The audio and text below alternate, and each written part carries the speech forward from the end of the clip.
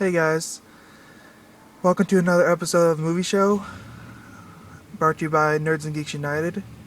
I'm Ro, the creator of Nerds and Geeks United, and welcome to the show, folks.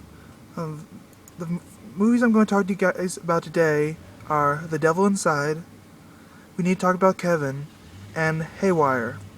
And here we go. The first movie going to talk to you guys about is Devil Inside. It's a supernatural horror film that was released way back in January, and the film deals mostly with demon possession, as it follows this woman whose mother back in the 80s basically went crazy and killed a couple of priests and a nun.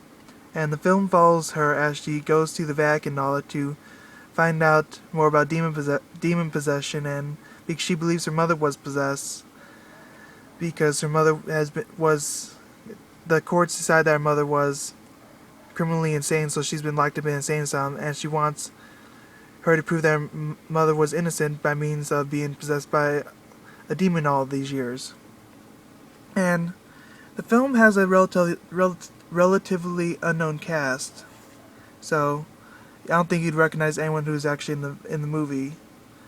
And it's done in a mockumentary style. It's done in the mockumentary style, being that it basically follows a documentary filmmaker as he follows her around as she goes to the Vatican to study on this and her journey and all that. And it was a really well done film. I really enjoyed the special effects that were used in the movie. But towards the ending, I didn't really care much for, as if you're familiar with all these hand cam type horror films, but they generally don't end on a note where you'd want them to. But I guess that's just how the genre goes. So I'd say this movie's more of a rental for any horror fans out there, but it's probably not a movie to want to see again. I give it 4 Dragon Balls out of 7, just because I really enjoyed the movie, and the journey and all that, and the special effects. The cast was really good. It's just near the end, I didn't really care much for it anymore. So, the next film I'm going to talk to you guys about is We Need to Talk About Kevin.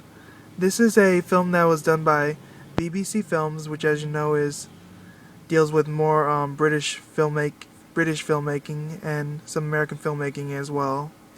And the film stars Tilda Swinton as the mother, Ezra Miller as Kevin, which, as you guys may know, he's starring in The Perks of Being a Wallflower, which comes out either this month or next month.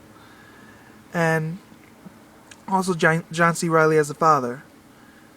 And it's a drama film about Kevin, who we see grow up from a baby all the way up to a teenager throughout his whole adolescence years, and the psychological changes that are going through his head. You can see how he was a brat as a child and never really changed throughout his whole adolescent life. And we also saw how the mother, played by Tilda Swinton, her mental breakdowns and all of having to deal with Kevin and his, I guess, bullshit and all that he did throughout his whole adolescent life. It's a film reminiscent of Problem Child from the 90s, but I think it took it to another level, which you saw more psychological stuff like that, and I really like how they dealt with it, where they dealt with a lot of the nature versus nurture, and it was really well done film. Didn't care much for the ending, just like what I said about the previous film I talked about, Devil Inside. But it was really well done. I'd say it's a rental, not a film. Well, I'd probably watch again, but for most people, I'd say it's a rental. And I'd give it 6 Dragon Balls out of 7 because I really enjoyed the ride of trying to figure out what's going on with this kid and all that.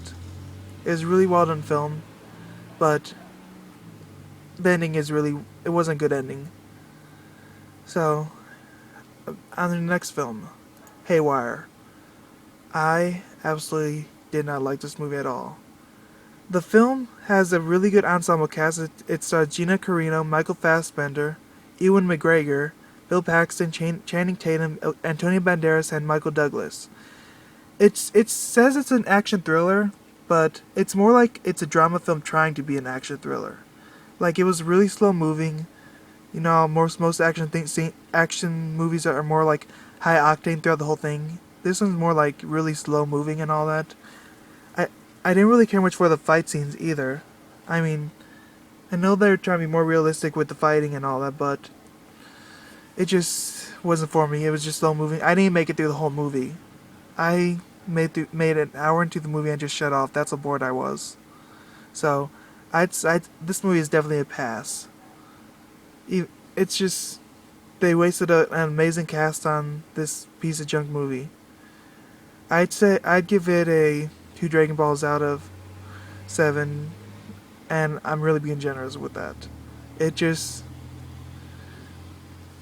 well, the film basically is about this woman who is a special agents operative for the government. She works for the CIA, and she gets called onto this mission. And she basically gets betrayed and has to hunt down those who betrayed her. Either then, like lots of movies before, but I just didn't care for it. It was just too slow moving for me, and it was like it was trying to be something it wasn't. So, like I said, 2 Dragon Balls out of 7. And guess that's it for a show. On the next show, I will be discussing the Underworld series of films, which I will be watching soon. I've never seen them before. So it's going to be a few days before I can do another movie show, since I want to watch the whole series and review them all at once. So, and then after that, I am going to be reviewing the Full Metal Alchemist movie that came out earlier this year, I believe it did. The Full Metal Alchemist, The Sacred Star of Milos. So keep tuned for that as well. And guess that's it. See you guys later. Bye.